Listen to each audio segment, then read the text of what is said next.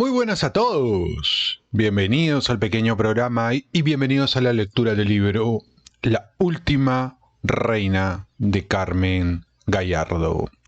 Libro que hemos venido leyendo en los últimos días en resúmenes y que nos habla de la personalidad, de la construcción del personaje que es la reina Sofía. ¿Por qué digo construcción del personaje? Porque obviamente no mucha gente tiene la oportunidad de conocerla directamente, entonces es trabajo del autor construir un personaje que sea interesante para las personas que van a leer la obra, que van a leer el libro, y si eventualmente se hace una adaptación cinematográfica, tienes que construir un personaje utilizando sus motivaciones para poderle dar un porqué, un propósito. No puedes tener un personaje si no tiene un propósito. En este sentido, el capítulo anterior es bien interesante porque nos habla del padre de Sofía, el rey Pablo I de Grecia. Y el rey Pablo I de Grecia era una persona que tenía profundas convicciones cristianas y que finalmente, de manera muy estoica, supo soportar el dolor de la enfermedad que lo aquejaba en los últimos meses, semanas y días de su vida. El cáncer de estómago. Un cáncer de estómago terrible, con dolores terribles, y que sin embargo, él evitó cualquier tipo de consumo de ya sea opiáceos o medicinas que amortigüen, amilanen el dolor. Lo evitó. Y más bien recurrió a, por ejemplo, esta sinfonía de Bach llamada El Evangelio según San Mateo. Y recurría además a profundas charlas evangélicas, teológicas, religiosas, con su esposa, Federica. Entonces, este rey de Grecia, el penúltimo rey de Grecia, admirado, querido, valorado por su gente, supo inculcarle, supo comunicarle esa suerte de moral del deber que tenía que cumplir como reina Sofía. El eslogan de la casa Glückburg, si no me equivoco, tiene que ver con algo así como que el rey tiene que estar con su pueblo, o con el pueblo tiene que estar el rey. O sea, un eslogan, ¿no? Una frase que trató de hacer suya, de encarnar y de comunicárselo a su hija Sofía en ese momento, que cuando fallece Pablo solamente tenía 25 añitos, será muy joven, pero ya era mamá de su primera hija Helena. Bien, eso nosotros lo revisamos en el capítulo previo. En este capítulo vamos a ver esa primera entrada que hace Sofía ya a España como una extranjera, porque es así como aparentemente se le denominó, la reina extranjera o la consorte extranjera, en la medida de que en la mayoría de ocasiones las esposas de los reyes de España han sido siempre, en la mayoría de los casos, extranjeras. De allí que Peñafiel haga, y ahora se entiende mejor, sobre todo para quienes no vivimos el día a día de las noticias palaciegas en España, de allí que Peñafiel hace ese hincapié en el sentido que Leticia es una reina española y tal, ¿no? Bien, entonces acompáñenme a leer un resumen de este capítulo 4. El capítulo 4 tiene que ver mucho con el primer entré, la primera vez que se enfrenta Sofía a esa nueva nación tan distinta, tan diferente de la suya en Grecia, pero en donde ella tenía una suerte de misión, un propósito, que era la restauración de la monarquía. Estamos hablando de la época del gobierno de Francisco Franco, el generalísimo Francisco Franco, como le llamaban. Muy bien, acompáñenme entonces en la lectura. Y sí que es cierto que me gustaría que ustedes puedan ir opinando, puedan ir contrastando, dejándome sus puntos de vista, dejándome saber cuáles son sus impresiones en torno a esta obra, ¿vale? Me es interesante porque además me permite olfatear cuál es la visión, cuál es el punto de vista que ustedes manejan en torno a este tema, que lo conocen muchísimo más. Y de hecho debe haber mucha gente que conoce también de primera mano los intríngulis de toda esta historia que estamos narrando. Bien. Este es, como les digo, un resumen, ¿vale? Es un resumen del cuarto capítulo que Carmen Gallardo ha titulado Merienda en la granja. Entonces, empecemos. La segunda de sus hijas, Cristina Federica, había venido al mundo en una soleada mañana de junio. La pequeña celebraba su primer año de vida, creciendo de manera robusta y feliz, al igual que su hermana Elena. Sofía veía cómo se materializaba algunos de sus sueños, una familia unida. Recuerden que Sofía lo que quería era replicar el mundo que había vivido en Tatoy, aquella hacienda, aquel palacete que tenía en Grecia, en España. Ese ambiente familiar en Tatoy, que representaba años de libertad y alegría, era su anhelo. Recordaba con emoción el amor excepcional entre sus padres, algo inusual entre personas de su estatus, y que compartían con sus 3 hijos. La educación que recibieron fue marcada por la disciplina, la dedicación, una sólida formación moral y religiosa, así como un compromiso hacia los demás. En esa familia, el linaje y la posición social no eran pretextos para la vanidad. Ser princesa real, en su caso, equivalía a un compromiso casi sagrado, una entrega hacia los demás. Así es, esta entrega es una característica de la filosofía que tenía el papá de la ahora reina emérita consorte, Sofía, ¿no? Esa es parte de su característica principal como rey, es el eslogan de su familia además. Recordaba con emoción el amor excepcional entre sus padres, algo inusual entre personas de su estatus y que compartía con sus 3 hijos. La educación que recibieron fue marcada por la disciplina, la dedicación, una sólida formación moral y religiosa, así como un compromiso hacia los demás.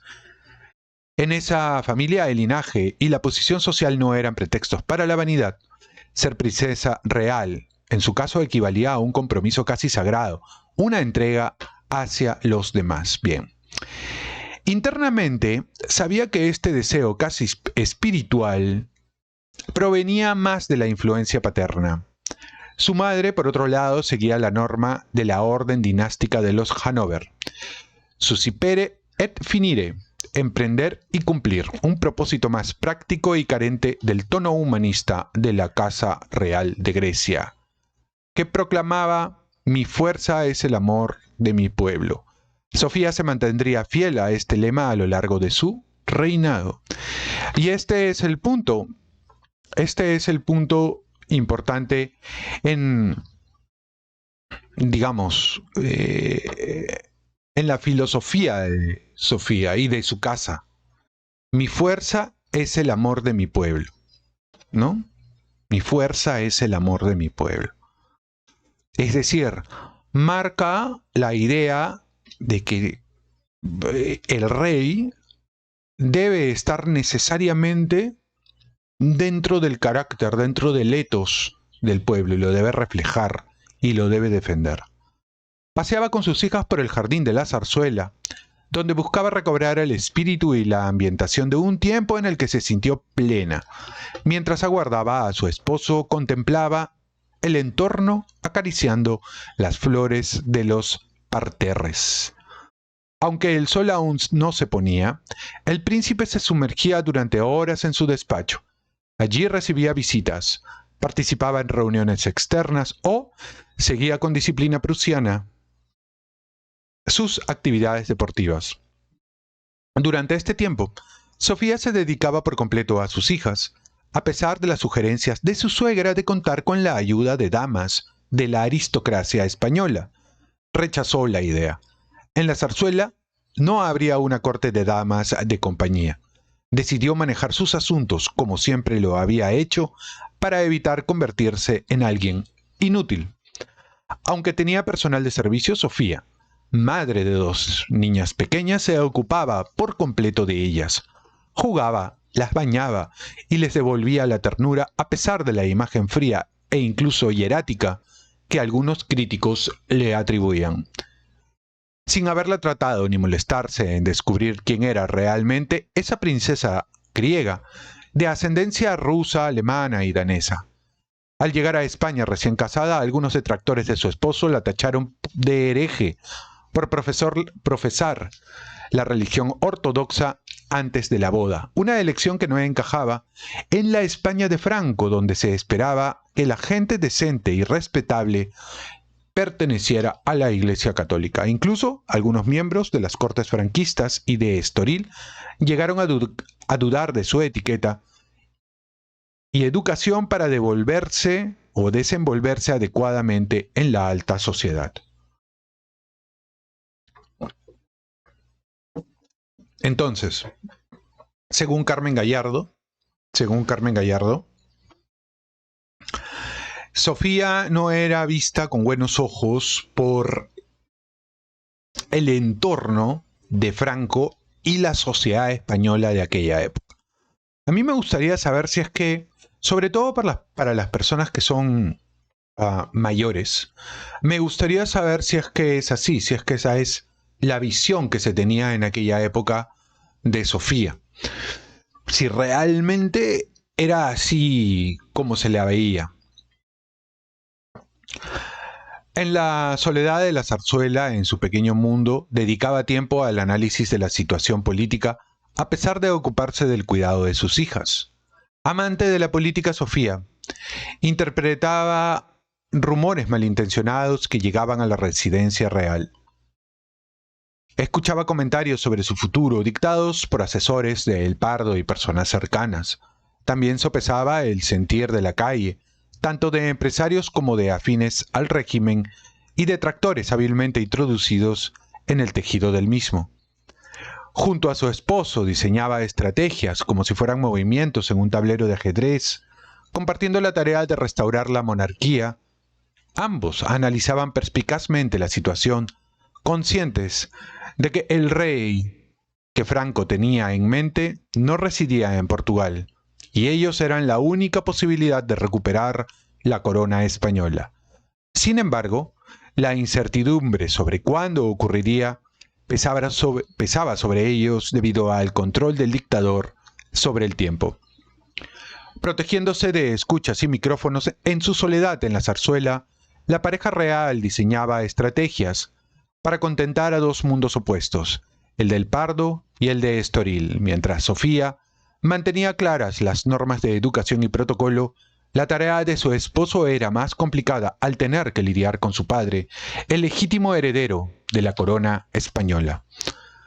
Formada en el europeísmo conservador, la princesa se esforzaba por entender las claves de la sociedad española. Recordaba los vítores al caudillo en Barcelona y trataba de comprender su entorno oficial afín al régimen. Con las enseñanzas paternas sobre el concepto de democracia, Sofía se consideraba demócrata y posibilista.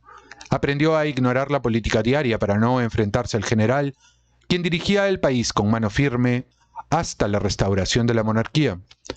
Sin papel institucional debía formar parte del régimen, seguir consejos del general y practicar la vida social que él les marcaba.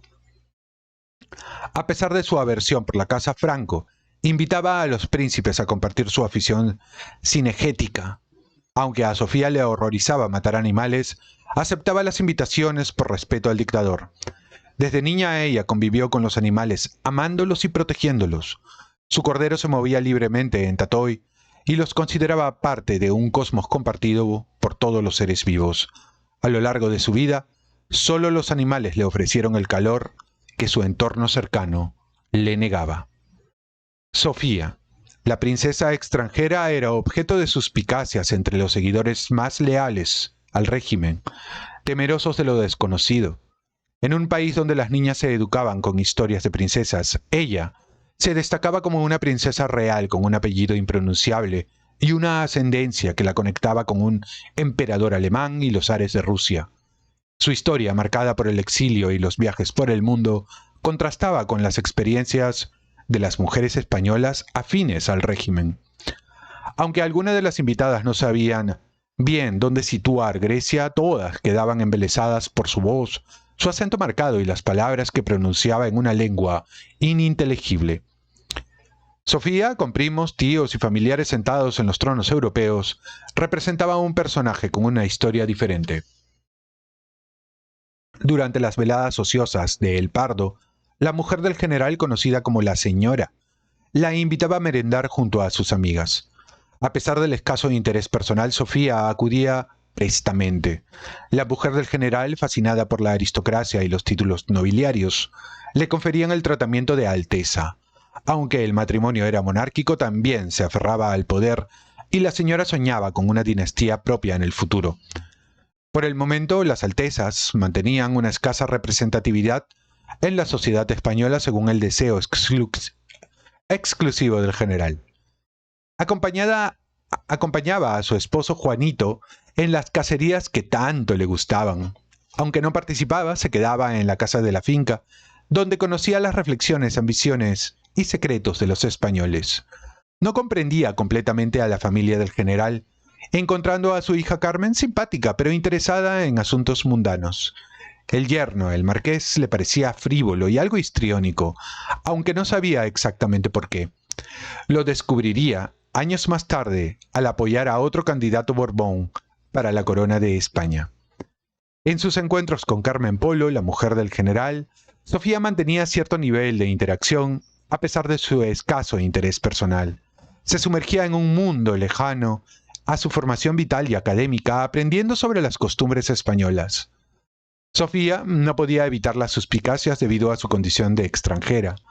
En esos encuentros se abordaban temas como las nuevas y desenfadadas costumbres de las jóvenes, los cantantes ingleses y la ligereza de la vida en el extranjero mientras se compartía la merienda en El Pardo. Las conversaciones continuaban entre tazas de porcelana, con bordes de oro y bollitos dispuestos para la merienda.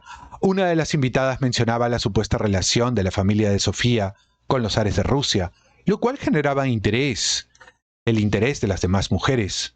Sofía sonreía con dulzura, exagerando su rostro de niña mientras evitaba dar una clase de genealogía dinástica. Sin embargo, no le quedaba más remedio que responder a las curiosidades.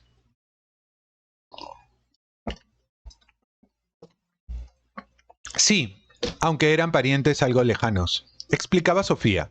Detallaba la conexión de su bisabuela, Olga Konstantinova Romanova, gran duquesa de Rusia, con el bisabuelo Jorge I, rey de Grecia e hijo del rey Cristian IX de Dinamarca.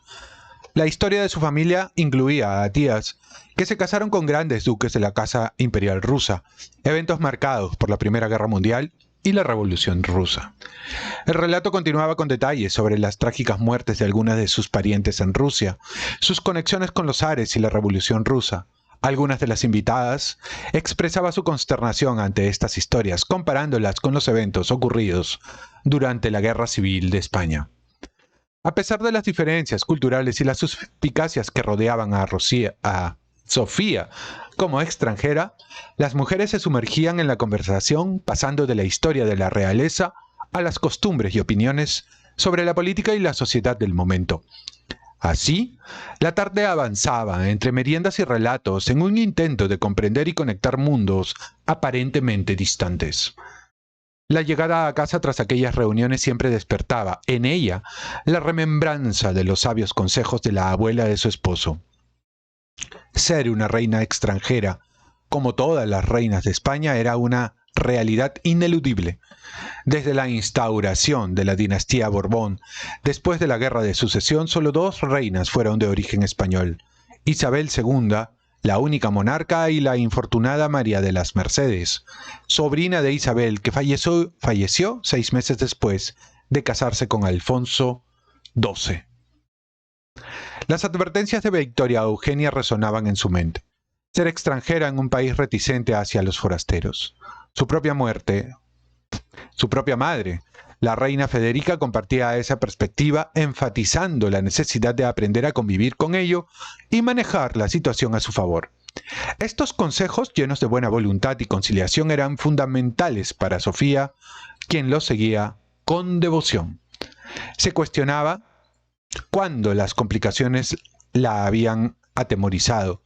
Consciente del desafío al casarse con Juan Carlos de Borbón, un príncipe apoyado por un dictador, con la familia en el exilio y heredero de una dinastía no ejemplar, Sofía estaba preparada emocionalmente para enfrentarse al vacío social y a las posibles hostilidades. Las intrigas de la búsqueda de novia por parte del general, deseando una unión con una joven católica, recatada y de buena familia, se desplegaban en la mente de Sofía. Las princesas griegas de la Iglesia Ortodoxa no figuraban entre las favoritas del dictador, y la frivolidad de las italianas chocaba con su moral ultrapiadosa. A veces se preguntaba si el general había influido en la ruptura de Juan Carlos con la princesa María Gabriela de Saboya, una duda que prefería apartar de su pensamiento. Sofía, mujer sensible, reflexiva y conciliadora, no se dejaba afectar por el boicot de la televisión española a su boda, ni por la preferencia institucional hacia Fabiola de Mora, aunque el régimen glorificaba el cuento de hadas de Fabiola y el rey Balduino como un éxito ultracatólico. Sofía no se amilanaba y continuaba desempeñando sus funciones reales, enfrentándose tanto a aplausos como a abucheos. En la batalla contra la familia de Estoril y la corte que rodeaba al conde de Barcelona, Sofía y Juan Carlos interpretaban las señales del general Franco, conscientes de que si los Borbones recuperaban la corona, no sería el hijo de Alfonso XIII quien la heredaría, sino el nieto. Aunque Franco era parco en palabras, la pareja comprendía su deseo de mantener el poder y alejar a Juan Carlos de las influencias de su padre. La obediencia a las directrices del general marcaba la vida social de los príncipes. Evitaban las camarillas y se limitaban al círculo de la familia de Sofía. A pesar de las dudas que a veces los asaltaba, Sofía y Juan Carlos seguían las indicaciones del general, conscientes de que su objetivo era recuperar la corona. Con el tiempo, añorarían los años de convivencia y complicidad personal y política, aunque se preguntaban si eran peones en manos de Franco. Sofía calmaba sus inquietudes con la lectura, la música y las labores. Si no aceptaban las órdenes del general, ¿qué hacían en Madrid? La monarquía española dependía de su presencia y obediencia. En el panorama internacional, eventos significativos pasaban desapercibidos en España. La celebración anual del caudillo en la granja de San Ildefonso coincidía con la prueba nuclear francesa en Mururoa y las negociaciones para poner fin al conflicto en Vietnam. Mientras el mundo se preocupaba de asuntos cruciales, en la España de Franco conmemoraban 30 años del alzamiento militar celebrado con la recepción anual. La familia de Franco establecía su propia corte en la granja, un símbolo de la España franquista, aunque la prensa escandinava destacaba el baile de las princesas en Estocolmo, donde Sofía estuvo a punto de comprometerse con el príncipe Harald de Noruega. La realidad en la España cerrada era diferente. Las mujeres del pueblo de la granja observaban a las señoras de alta sociedad durante la celebración anual, mientras Sofía recordaba ese baile lejano en Estocolmo. La princesa, cumpliendo con su deber, sonreía y elogiaba al dictador, absorbiendo cada experiencia a pesar de las diferencias culturales y sociales. Sofía seguía siendo la extranjera en este país peculiar, construyendo su lugar en la historia de la monarquía española. Bien, esto ha sido el capítulo número 4. Bien, el capítulo número 4, este que acabamos de leer, me parece interesante porque es ese momento de transición entre la vida en Grecia y ese cambio, ese movimiento, esa mudanza que hace Sofía desde aquel apacible lugar en Tatoi hacia Madrid en este caso, en un momento en donde España era una España totalmente diferente a la que existe hoy, en términos culturales, en términos sociales, en términos políticos. Era un mundo totalmente nuevo, un mundo en donde Sofía probablemente se preguntaba si podría o no encajar y tenía que leer de manera astuta cada una de las variables, cada una de las piezas que componían ese ajedrez que tenía por objetivo para ellos, para ella y Juan Carlos, recuperar la corona. Por otro lado, también tenía que ser muy cauta Sofía en términos de en quién confiar. Ella había recibido el consejo de no confiar en absolutamente nadie, pero también no pelearse con nadie, no ser enemiga de nadie, no ganarse flancos innecesarios en un lugar en donde, además, recién estaba aprendiendo la cultura. Para Sofía y para Juan Carlos también, lo dice la autora, era importante jugar con estrategia, no pelearse con quienes detentaban el poder en ese momento, no crearse flancos innecesarios, como les decía, sino más bien saber esperar, tener prudencia, tener paciencia, saber jugar ese juego, ¿ah? Ese juego de cartas de la política, mientras ella se iba habituando a ese nuevo espacio. El libro dice, por ejemplo, también que la granja le parecía a Sofía un lugar bastante interesante, bastante bonito, porque era muy parecido a Tatoi. Tatoi, que es el palacete, es el lugar en donde habitaban el rey Pablo y Sofía y el resto de hijos, con Federica, la esposa. Era un lugar que estaba rodeado de vegetación y habían animales silvestres. Y Sofía había crecido con estos animales y se sentía muy bien, muy plena. Un poquito de aquello había en la granja, que es al final un castillo construido por el primero de los Borbones, que va, que sustituye, digamos, a la casa de Austria, ¿no? A los Habsburgo. Y ellos querían replicar un poco los palacios versallescos en los que habían habitado, con estos grandes jardines y tal. Bien, así, un poco así es la granja. Y eso le gustó mucho a Sofía también. Muy bien, espero que les haya gustado. Espero que les haya gustado este capítulo. Y espero además que me dejen vuestros comentarios para conocer también vuestros puntos de vista, porque me interesa conocer qué es lo que piensan ustedes en torno a la narración, al sentido que le está dando Carmen Gallardo. ¿Convienen con ella? ¿Están de acuerdo con ella? ¿Es un poco el sentir que existía en aquella época? ¿Ver a Sofía como una extranjera? ¿Perciben también que la aristocracia que rodeaba, bueno, no aristocracia, pero la gente que rodeaba a Franco, era así de superficial, de querer ser parte de la monarquía sin serlo? ¿Cómo lo ven ustedes? Déjenmelo en los comentarios, que yo los voy a leer a todos. Y nada, si no están suscritos al canal, ya saben, suscríbanse de una vez, activen la campanita, regálenme un like, regálenme un comentario, porque eso ayuda a que el video se pueda distribuir con mayor facilidad. Y nos vemos en el siguiente video con el capítulo 5 de La Última Reina.